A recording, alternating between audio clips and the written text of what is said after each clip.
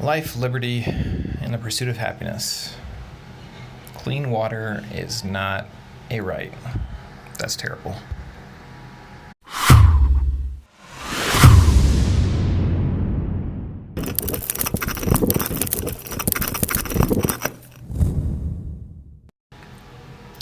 Water, essential to life on Earth, essential to human life. Can't live without it. But there's so many problems with public water systems in America. Take a look at Flint, for instance. While doing more research, I don't even know why, there was something that popped up about water. There's been some videos I've seen lately. Dr. Berg talked about how fluoramine is in a lot of water drinking systems, and that's a type of, or chloramine, which is a type of chlorine that actually lasts longer than normal typical chlorine and is not good or not healthy for your body to ingest. I've seen over the years, tons of data and research and things that talk about the amount of contaminants that are in our tap water. And for a long time, I've had a vitamin C shower filter, and we have used various different methods for overall getting pure water, clean water.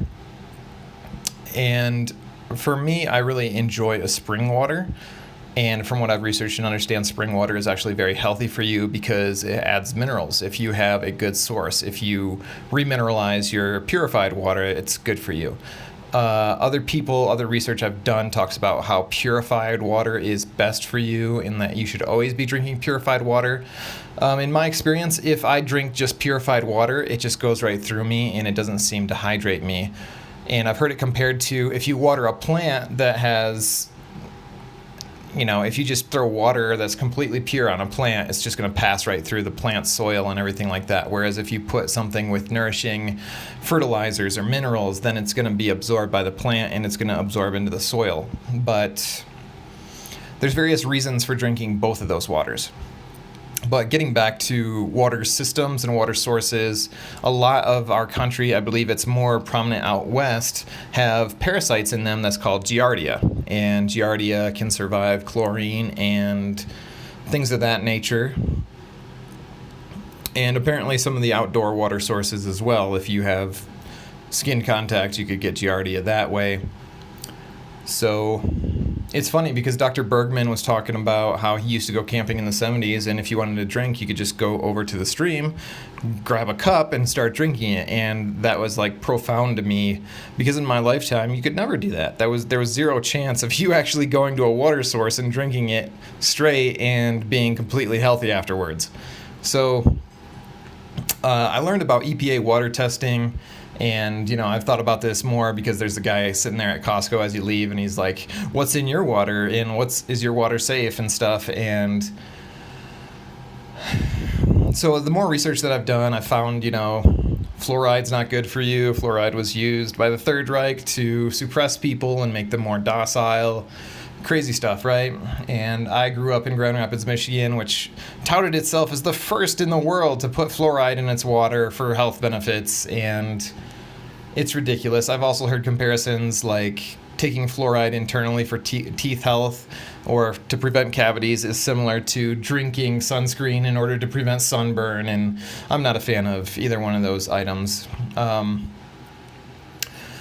Anyways, so also there was a while ago legislation passed that we need to conserve water by putting all these low-flow water agents inside of our, water devices. Like there's aerators, and the aerators are actually making water health worse because of a lot of reasons. Because let's say you have lead in your pipes, which is pretty normal for a lot of places. Your aerator is going to collect some of that lead. There's going to be some residual building up in there. Okay, and secondly, the aerator retains moisture, which means you're more likely that you're going to have mold in your aerator. And when's the last time somebody took your aerator out to clean it? It doesn't happen, right? So anyways, EPA testing, a lot of people talk about how they test the water and they don't adhere to EPA testings. In one of the articles that I found, they surveyed the top 50 or 100 cities across the nation and how they do water testing. Here's some of the most common ways they do water testing, and none of these are legal. They're not supposed to do any of these things when they test your water. So one of the things they said was run your pipes, like turn your water on the night before for at least like 5 minutes. And then in the morning, take out your aerator and also do another 5-minute drain on your pipes. And those are all things to reduce contaminants. So those are things that you could personally do. But I didn't say that because apparently it's not legal for you to have a tap or a faucet without an aerator in it. Because whatever, it's ridiculous. But for me personally, like that's the thing. Like if you've ever taken and used tap water and put it into a drinking glass through an aerator, a lot of the times it'll introduce so much air that you'll see these floaties in your water, and it's just air bubbles. I was trying to say particles and bubbles at the same time, but anyways, it'll be air bubbles and purifying.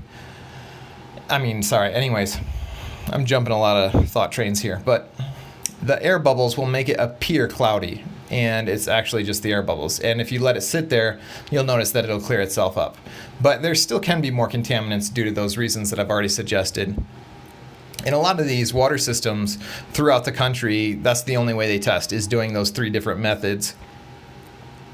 And it's illegal. And the article author that I read originally talking about these different methods, he said if we can't trust these people at these water treatment systems and these water testing systems to provide clean, pure water to our children, then what can we trust them with?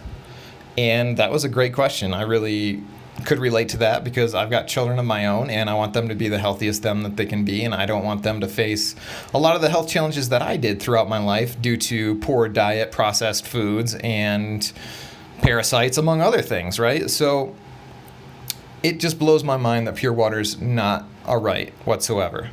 And even the tap water that comes into our home, the contaminants they talk about, some areas are high in pharmaceuticals, and I'm like, who flushes their pharmaceuticals down the toilet? Why would you do that? I mean, they already got these child safety things that you could just throw them in the trash, right? Whatever, I don't know. Another battle, another day, I guess. But I've also looked into various other methods. I'll probably throw up some of the water purification means that we have used. A lot of people talk about the best water purifiers are called Berkey water system. And those are kind of slow, and they're probably only going to provide you with drinking water. So you still need other solutions for your shower, etc. We had a bidet on our toilet, and I loved it. That was one of the best things that I've ever purchased, in my opinion. And for a while, I stopped using it because our water system is so filled with chlorine, and I had not found anything that could attach to my bidet to filter my water, which there's probably something out there, I just haven't found it, And that's the thing, it's like I don't want highly chlorinated water all over my body for any reason. I talked about in my pineal gland video about how that can really calcify your pineal gland, but it doesn't stop there. I've seen x-rays and videos and people talking about calcified thyroid gland. So if you're having thyroid issues, what if you've got a calcified thyroid from eating all kinds of bad things and having bad halogens in your system? So the suggestions would be like to purify your water, to decalcify your internal organs, and get things like iodine into your system more often. Yeah, I said iodine. Not a lot of people realize that most Americans need iodine supplementing. And iodine's known as being one of your number 1 tumor fighters in your body. So if you have various different issues that you're fighting and facing, then maybe iodine could be a big solution to some of those. But yeah, I mean, has Flint water system actually gotten better? I really haven't heard. I don't know. And man, it just really upsets me. Because, yeah, we should drink lots and lots of water, but it should not be coming from tap water. And there's so many different places I've lived where apparently the tap water has received numerous awards for being some of the best in the country. Like Independence, Missouri is one of those places that I lived nearby, and I heard that, and I was like, well, I don't know, that seems sketch to me. I don't know if I believe that. Colorado Springs Utilities, which is a utility company that we no longer have, that I actually did like their water. We still filtered it. We still purified it in a lot of different ways. But compared to what we have now, it's way better. So in my opinion, that's actually some pretty good tap water. But I'm still skeptical about anyone that says, oh yeah, we got the best in the country. Because who gave you that award? How did you get the award? Those are just some of the questions I have. Because there's even like Car of the Year award, Chrysler, this, that, 500 or whatever, and they give the awards to themselves. So it's hilarious. It's not even a third party. It's a